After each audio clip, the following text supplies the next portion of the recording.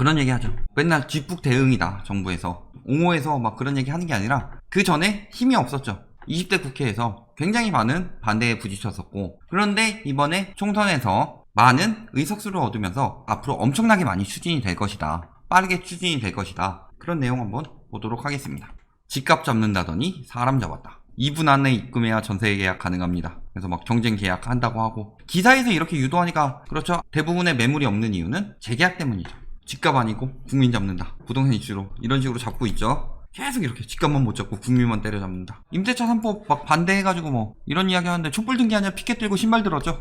기사를 보면은 대부분의 기사가 저런 이야기들밖에 안 나오는데, 제대로 보도하는 언론 같은 데서는 이번에 임대차 3법 추진돼서 갑자기 뭐 집주인이 뭐 몇천만 원씩 올려달라고 그랬는데 조금만 올려줘도 됐다. 다행이다. 도움을 많이 받았다. 이런 내용들도 많이 있습니다. 그런데 왜 그런 내용들을 다루지 않느냐. 언론은 누구 편이기 때문에? 건설사, 업자 편이기 때문에 그쪽에 광고비도 받고, 그러니까 저런 부정적인 보도만 집중적으로 하고 있다. 배를 잘 만드는 언론이라든가 종양일보라든가 이런 예전부터 유명한 3사 혹은 외국경제, 망국경제라고 불리우는 경제지들, 이런 데서 그렇게 하고 있다. 왜? 지들 밥줄이 위험하니까. 한 달 됐는데 19대, 20대, 21대 지금 엄청나게 빨리 추진하고 있죠. 이유는 지금 부동산 문제, 집값 문제랑 경제 문제가 겹쳤죠. 요거는 질병 때문에. 부동산 문제를 극복하기 위해서 규제 정책이 나오는 거고, 경제 문제를 극복하기 위해서 재난지원금이라든가 정책이 나온다. 표현은 항상 규제 퍼주기 법안이라고 하죠.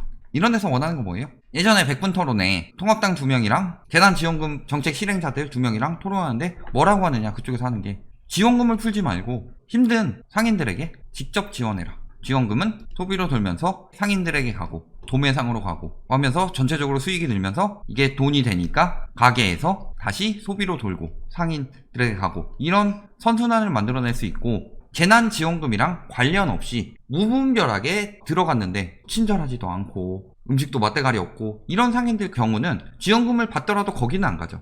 경쟁력도 갖춰지는 건데, 직접 지원하게 되면 어떻게 돼요? 소비로 돌아요? 도매상한테 가요? 뭐 팔리지가 않으니까, 물품이 돌질 않으니까 소비가 안 되죠. 그러면 이거 다 어디로 간다? 건물주들한테 간다. 월세로. 직접 지원하라. 이거는 상인들 살리는 정책이 아니라 건물주들이 죽어나가지 않도록, 기득권들이 살아남도록 하는 정책이다. 뭐 어떤 방법으로 풀어야 될까요? 지들이 말하는 퍼주기가 아니면 다 죽어가더라도 그대로 줄까요? 미국도 퍼줘요. 미국도 빨갱이 집단이죠. 빨갱이 아닌 나라가 어디 있나요? 오히려 중국같이 집값 계속 올리는데 규제 안 하고 기득권들만 계속 헤쳐먹고, 그런 나라가 시장 자본주의죠. 중국은 자본주의의 천국, 미국은 공산주의 빨갱이 놈의 새끼들, 이거죠.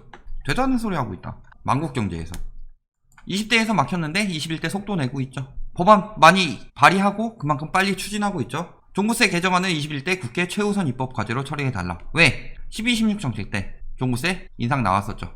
이때가 20대 국회였죠. 야당 반대로 벽을 넘지 못하고 막혔다. 종부세 덜 냈다고 좋아라 하고 있는데 710에서 더 세게 때려버렸죠. 저기 기득권들만 들고 일어나고 있죠. 집값이 안 떨어지면 계속 세게 해야죠. 종부세를 왜 올려요?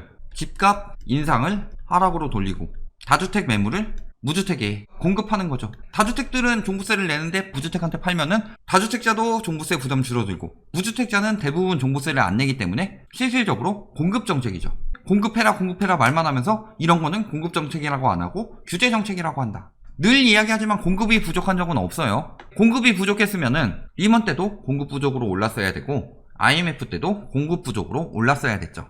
89년에 1기 신도시 개발될 때 91년부터 막 92년 이때부터 입주 시작했는데, 그때도 지금보다는 공급이 적죠. 아파트가 훨씬 적잖아요. 인구 늘어난 것보다 아파트가 더 많이 늘어났죠.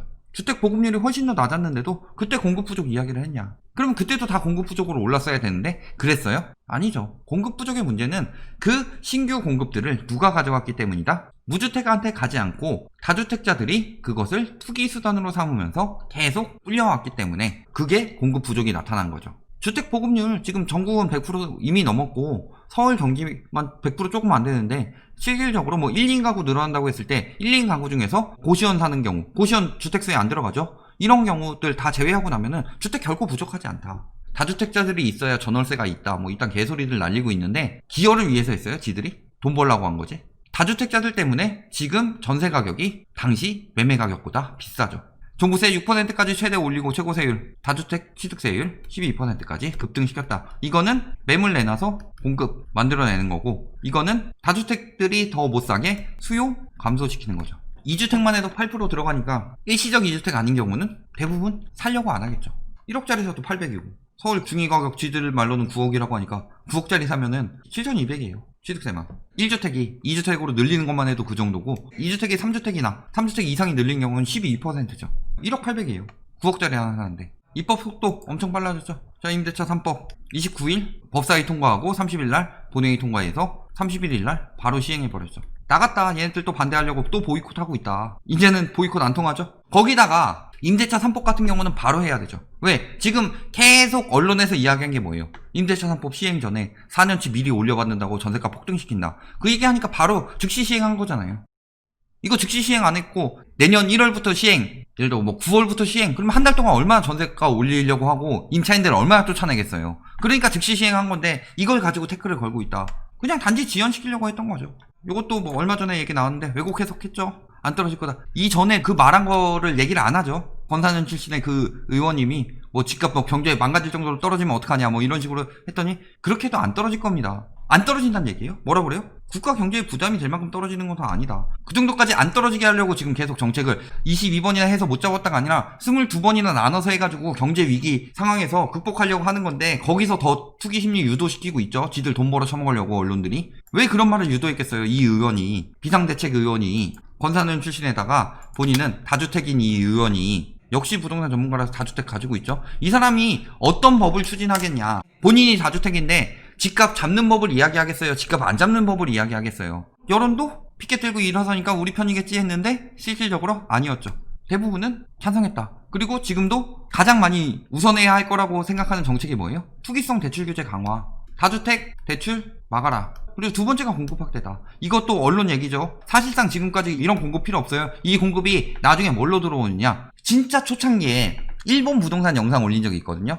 거기서 뭐라고 그러느냐. 일본이 우리나라랑 규모 3배 정도 되죠. 일본에서 지금도 우리나라 한 3, 40만 가구씩 지금 추진해야 되는데 100만 가구씩 계속 추진했다. 부동산 버블이 계속 있는데도 결국 잃어버린 20년 맞았죠. 지들이 공급 부족해가지고 이렇게 만들어내면은 잃어버린 20년을 지들이 유도하는 거예요. 안 부족하니까 결국에는 수요 공급이 맞춰지고 나서 물가 상승률 정도는 올라야 되는 건데 그것도 못하게 지들이 지무덤을 파고 있다. 재건축 완화해줄 줄 알고.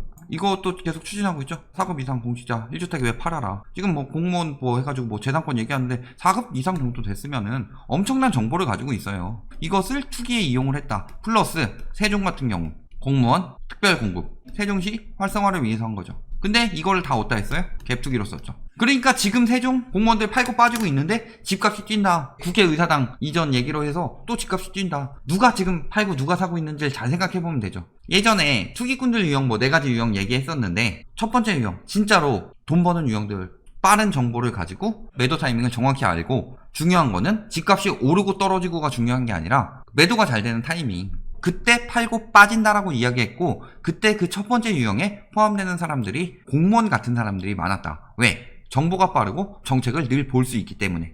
뭐 앞으로 입안되는 거는 비밀로 하면 못 볼 수도 있겠지만 지금 계속 어떻게 돼서 그런 추이 같은 걸 가장 먼저 접할 수 있는 정보를 가지고 있기 때문에 공무원들이 첫 번째 유형으로 가장 많이 판다 라고 이야기했죠. 그리고 지금 세종시 누가 팔고 있다? 공무원들이 팔고 있다.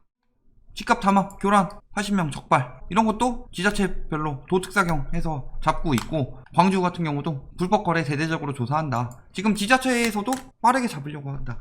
정부에서 빠르게 추진하고 있고 지자체에서도 그 영향 받아서 빨리빨리 추진하고 있다. 그런데 아직도 뒷북 정책 이야기가 나올까요? 생각지도 못한 방법을 사용할 때는 있죠. 그런 것들은 쫓아가서 막는 거죠. 임대사업자, 법인, 신탁 같은 경우는 정책 나오기 전에 얘기했어요. 1216 정책도 나오기 전에 작년에 이야기했어요. 이거 다 지금 토끼몰이 하고 있으니까 그쪽으로 몰아서 잡을 거다 라고 이야기하고 있고 지금 하나씩 다 추진하고 있죠. 조금만 머리 쓰면 아는 건데 자꾸 선동하고 더 오를 것처럼 이야기하니까 지식도 없는 사람들이 뒤늦게나마 이제라도 돈 벌어봐야지 하고 들어가다 당하는 거다. 진짜 고수들은 17년에서 18년 사이에 다 팔았죠. 정책 속도, 전세값 잡힐까? 임대차 3법 실질적으로 요거 2개만 하면 되죠. 종부세, 지방세법 개정안, 자 그 다음에 세법 개정안 뭐 아까 얘기했죠. 공급대책, 분양가 상한제 시행됐죠. 이미 유예 종료됐죠. 일단 건설 마피아들은 이제 더 이상 그 시행 지역을 띄우려고는 안 하겠죠. 띄우려고 안 하고 나중에 그냥 로또 분양 정도만 해도 되고, 지들 입장에서는. 그리고 뭐 다른 지역들을 하려고 하지만 실질적으로 상급지가 가격이 낮게 나오는데 하급지에서 그보다 높은 가격으로 분양을 하면은 분양이 잘 되겠느냐. 결국에 전체적으로 안정이 되고, 이거는 데이터상으로도 나와 있었죠. 전매 강화 이번 달 시행이죠.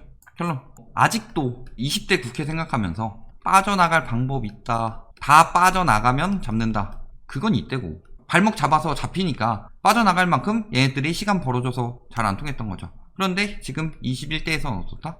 보이콧? 무시하고 추진하면 되는 거죠. 21대에서 나온 거 617, 710, 이거 약해요? 엄청나게 강력하게 들어갔죠. 그 다음에 또 임대차 3법 엄청나게 빨리 추진되고 있다. 얼마 안 남았다.